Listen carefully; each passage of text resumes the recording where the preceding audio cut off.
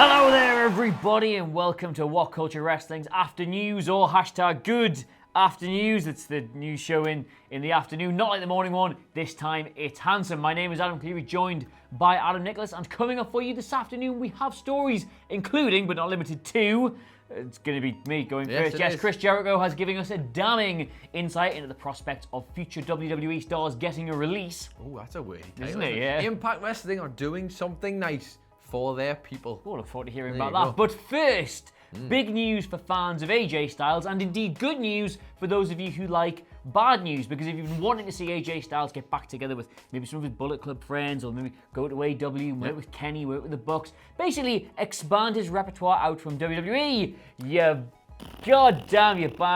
you are bang out of luck. The man has done yet another interview where he has reiterated his desire to finish his career in WWE when his current contract comes to an end in 2024. He spoke on Lillian Garcia's podcast. A lot of of people all go on things, Lillian Garcia's Chasing Glory. podcast. It's actually, I don't listen to it often, but I do occasionally. It does occasionally get on rotation. I've got lots of podcasts at the minute, including Elgantine Whitechapel Supernatural Detective.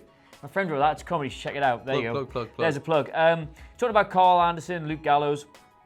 And he basically said, I can tell you that the contract I signed here in WWE... Should I do my AJ Styles impression? Go on, do your I AJ can Styles. tell you that the contract I signed here in WWE is my last. This is it for me. This is where I'm going to end my career no matter what happens. I got to, I want to be there for my kids. That was...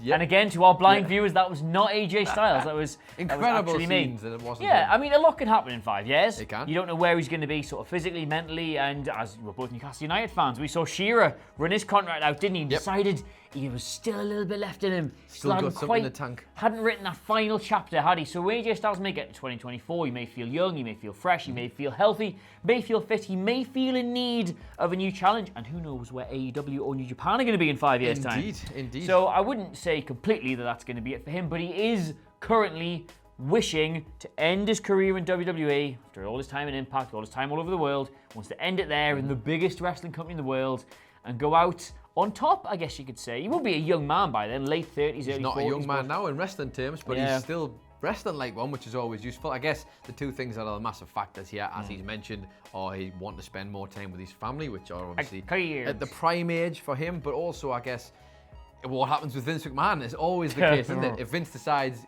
that they fall out for whatever reason, AJ Styles may want to go elsewhere. But for now, I mean, I think if I'm AJ Styles, WWE is probably a good end destination. I think you're probably going to see more of these types of stories as time rolls. I don't mean the short term, I mean in the long term future, because if you look at sort of the horrible storied histories of big famous wrestlers trying to segue out of the industry. They wrestled for too long, they put their bodies through too much, and then a lot of them ended up with substance abuse, whether it's painkillers or vices or things like that, and they've sort of fallen back into staying in the ring. They've not really had other transferable skills. But you see now, a lot of wrestlers have side hustles. They have other businesses. They have other investments, clothing lines, nutritional stuff, up, down, for example. I think you're going to see a lot of wrestlers, the same way you see a lot of other sports people, getting to a certain age and always being thinking about what their next step is. And I think if Styles knows that he's made his money, he's made his good money, and he wants to go spend his time with the kids, then I think he's more than entitled to. I think that's really nice if he's got a plan. But imagine if we'd sat here in 2014 and predicted where the wrestling landscape was going to be in 5 years' time. I think it wouldn't have been this, put it that way. I don't think you can make those kind of predictions, AJ. I don't think you don't know what the hell you're going to want to do in 5 years' time, but all the best to you. Best of luck to him. That's what I always say. I tell you what, he's probably going to have a phenomenal retirement. Well, one of AJ Styles' old stomping grounds, though, was Impact Wrestling, and they've done something quite nice for their employees, I think it's fair to say, because now it's been well documented that Impact have had some financial difficulties over the last however long. You can They've had some everything difficulties, haven't they? You can pick from a hat a litany of things that they've been through over how many years, but they have decided to do. I think that's what they might have done. What's it going to be this week? The network's cancelled. Nobody's getting wages. Goodbye. Well, surprise, surprise, they've done something quite good for their wrestlers, or they have on paper at least. Apparently, they are now going to be paying their wrestlers, which sounds like nothing, but they're going to be paying for the wrestlers' accommodations, their hotels, etc., when they're on the road. Now, this is something they've been doing while they've been doing their shows throughout Mexico, I believe, but they hadn't been doing it while they've been doing shows in. Now, hold the phone, because I'm about to blow your mind even further with this. They hadn't been doing it for shows that are being tapings that are being recorded in the US or in Canada, but we are being told that that is what they're now going to do as of right this second, and this will be the first time that they've done it since Anthem Media have taken over. Yeah, sorry, 2 seconds. Yeah, it's me from a minute ago. I thought they did this anyway. I thought this was just like fairly standard practice for wrestling. Well, allow me to call you blow back. your brain further because, hello, yes, culture shock. Oh, well, let me tell you something. Yeah, 1 second, I've just got to talk. Not culture shock, our evil twins. Our evil twins. But basically, Jesus Christ. This was something that came to light a little while ago, June of this year. Bailey was on a podcast. I believe it's the Fair Game podcast with Christine Lee, where she said the WWE wrestlers actually pay for their own hotels, travel and accommodations. Yeah, it's expected to come out of their wages. So it's expected to come out of their wages. So this, if it is seen through, much like when Alberto El Patron was talking about his new promotion, how they were going to provide healthcare for their wrestlers, if it's seen through, this is quite a big deal. This is a good thing, and it's certainly something that might help with the financial burden, given the fact that Impact's wrestlers have probably been through the ringer quite a bit at this point. Well, this is I knew the situation in WWE, how part of the negotiation period for any wrestler with a new contract is, they want more money because they want to fly business, or they want more money because they want nicer rental cars, and it all goes into their wages, and it's up to them to do what they want. So the onus is on the wrestler. Yes. If you want to live at large, you can spend all your money on travel and accommodation, but if you want to sort of stay on the road and do it quite low budget, you can car share, you can share rooms, whatever. Yeah. However, and again, this is another tired old story from the old WCPW days. I do seem to remember travel and accommodation was provided, and a lot of wrestlers were like, "Wow, impressed." This is you mean you're going to give me a hotel for this? And how many other wrestlers are in it? It's just me in the hotel room. It's That's not incredible. a hostel, is it? Yeah, full of 20 blokes and women, of course. But the thing here is that I guess it's maybe the size of the company in terms of, and people's own specific arrangements, I guess, because it's not a blanket thing for everybody. I would assume certain tier wrestlers would want a well, this is different the thing, standard. isn't it? You can see why this might be the problem. Why it's better to put the onus on the wrestlers, because if the company is taking care of it, they probably think, well, so and so might want a nicer room, or you might get a top star asking for a particularly nice room, and then, well, of course, you're our big star, happy to provide suddenly it. you're valuing the people without initially having to do that. And then everybody else is like, well, hang on, sorry, I thought we're all not getting nice rooms. Is that I'm not as valuable to you, am I not? Well, exactly, and it causes people to get the noses put out of joint, and then suddenly you've got a bunch of egos running wild, brother. But I have to say, if Impact can live up to this and deliver, that's a great thing for a company who, as we said, have been associated a lot of the time with something negative. It's nice to hear something positive. It is. Perhaps coming out of there's a lot of positive Impact stories. I just think it gets a bit of a rep for what's the latest disaster out of the hat this week, and you sort of look out for it. But the company, by and large, have put on some great matches. Well, the wrestling seems to be picking up at the moment, which is important. But it's more a case of, can you back that up with an ethos within the company? So here's hoping they can follow that up. Speaking of a company that's got an ethos that might potentially have just changed, Chris Jericho has been talking on his podcast lately about the potential for current WWE stars to secure a release. You may remember last year they were quite happy to sort of let people go. A lot of people weren't getting used. They were allowed to leave. Pac was finally allowed to go. Kota Ibushi was finally allowed to. Sorry, Kota Ibushi. I'm talking about Kenta was finally allowed to go. And Ty Dillinger was allowed to go, amongst many, many others. But then there was a bit of a kibosh put on it all, wasn't there? And Eric Rowan asked for his departure. Luke Harper asked for his departure. Wasn't granted it. Sasha Banks asked for her departure. Wasn't granted it. The Revival asked for their departure. They weren't granted it. And the reason for this is because apparently Vince has gone, hang on, are all these people going and being successful in our rivals' promotions as soon as they leave? And Chris Jericho has said that Sean Spears, aka Ty Dillinger, has ruined it for absolutely everybody. Sean is the last one that will get a release. Have I got a Jericho impression? Come on, you can do it. Sean is no, I haven't got it. Sean is the last one that will get a release. Nobody will ever get their release from WWE again. Wow. Based on, because he's obviously in the match with Cody at All Out coming up. He's been a big success, I think it's fair to say, despite not doing too much in the ring. The interest certainly been there. He was on the first AEW pay-per-view. Obviously, Kent has had an absolutely outstanding G1, despite WWE being able to find nothing for him to do. Pac's now facing off against Kenny Omega as a replacement for Moxley. They gave Moxley his release, and look what happened there. Yeah, probably that's it now. You probably have to do an AJ Styles and simply either wait for your contract to expire or be a not very good wrestler who Vince thinks you're not going to get anywhere. I was going to say die, but we'll go for that as well. Well, that's also, thankfully not as many of those these days. Possibility. Yeah, so bit of an odd one that. So anybody who's underused on the company at the minute, you're pretty much going to be looking at the end of their contract expiry date. We saw the Kanellises, they've just re-signed after very publicly talking about when they would be leaving. It's going to be... I think this is the fact you've got like the Ziggler is the kind of guy who wanted to get out and they wouldn't give him it. And you think, well, that's not really surely anything there for him. The thing is, there's always a way back though, because they sort of looked... We thought Sasha was going to be done with them completely. They completely botched the women's tag team title run. She was incredibly displeased. They weren't using her properly as a singles competitor. They botched the rivalry with Bayley after having 2 or 3 false starts. And we thought, well, that's it really. Becky's at that part of the roster now. Ronda's still around. Charlotte this, Charlotte that. They clearly like Lacey Evans despite her shortcomings. And then, lo and behold, she's walked back in after some time off and now looks like being the biggest thing in the women's division again. So there's always a way back. I think so. I think no matter how short-lived it is, the revival. Well, what's happening with Sasha is what we all maybe thought was going to happen with Pac, or then Neville when it was in WWE. Hoping he might have come back after a time off and had a refreshed perspective. That didn't happen, and now look what's happened. He's out there, and he's potentially could end up having the match of the night over at AEW alongside Kenny Omega. I'd be very surprised if he didn't.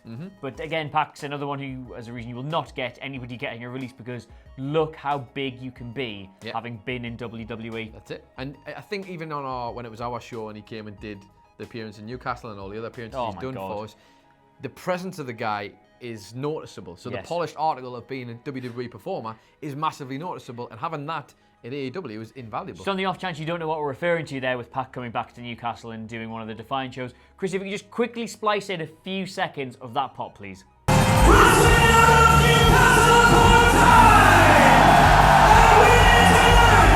Wow, still get goosebumps. Wow. We couldn't even hear it there because it was put in post, but remembering it there. Look at them hairs. Look at them hairs.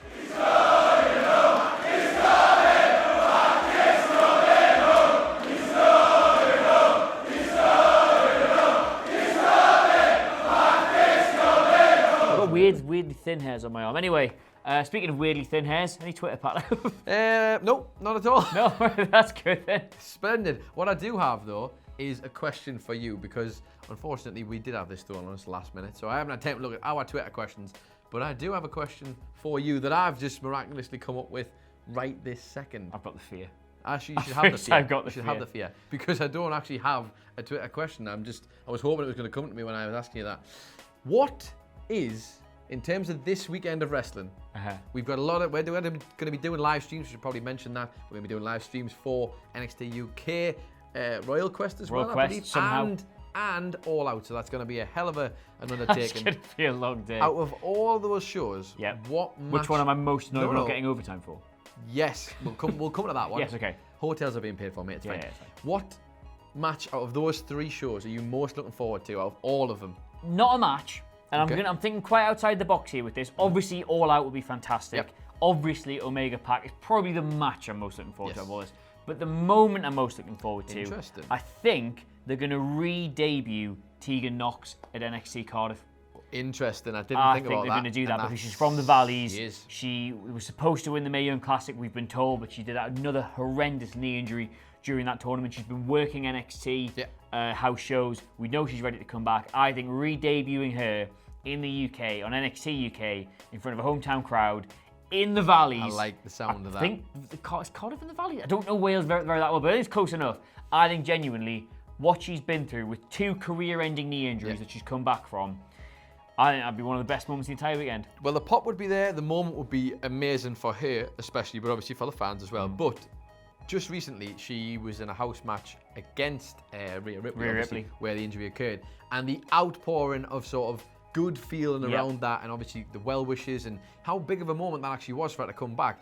That was just on Twitter. So imagine taking that, amplifying that in her home country, amplify that by like 1,000. They're going to go mad for it. A bit like the pop that we just played for Pac in Newcastle, like that. Well, it will be that. That is that. It is. It's the same thing. It's the hometown girl come home, done good at the peak of their powers. I'd love to see it.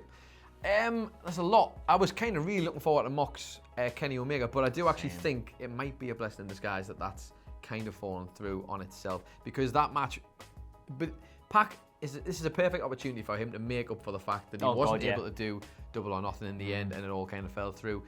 I tell you what though, I would like to see, as we mentioned, the guy we mentioned, it is a big match for Sean Spears. Right? In terms of a former NXT guy, obviously I'm slightly biased, I do love that, RIP NXT, but like, Sean Spears has talked the talk. He was part of the little segment. He did the controversial chair thing. I want to see him deliver. I want to see him and Cody put on a match that's actually going to deliver. There's going to be a lot of good storytelling in there, I know, but in terms of actually delivering a high caliber match, this is a chance for him to shine. I'll tell you what this match, right? Obviously, Young Bucks, reputation, one of the best tag teams in the world. Kenny Omega, regular 5-star match putter runner, right? John Moxley, biggest thing in wrestling. All these names, right, that you get in AEW are the very pinnacle of what people believe good pro wrestling is. Absolutely. Not good sports entertainment, it's a different thing.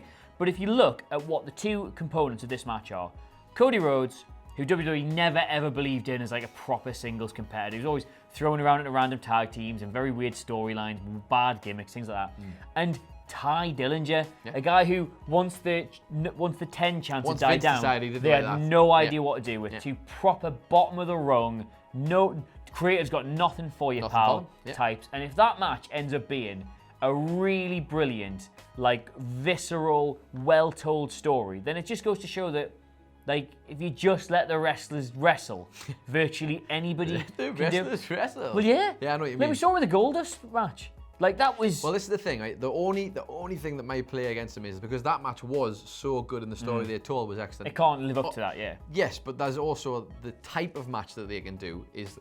That's where this is going to, like, win or lose. Because the type of match they do is crucial because obviously they've done the bad blood thing, they've done the he attacked them and all this sort of thing, and he was slighted by the fact he said he's a good hand, etc., etc. The other matches, I mean, Pac Omega is just going to be an absolute barn burner. You've got the Bucks. Who have the Bucks got? The Bucks rematch. Yep. So like that, we know what we're getting there, but this needs to be a well-crafted match, and they're not going to overreach. And I think Michael Hamflett often describes Cody, I always get this wrong, a 5-star worker, 3-star matches, even though he has got a 5-star match now, Michael Hamflett. But that sort of combination, he knows how to work the match. I do. I agree. I think the story will be great. I want him to get the best out of Sean Spears, is what I'm trying to say.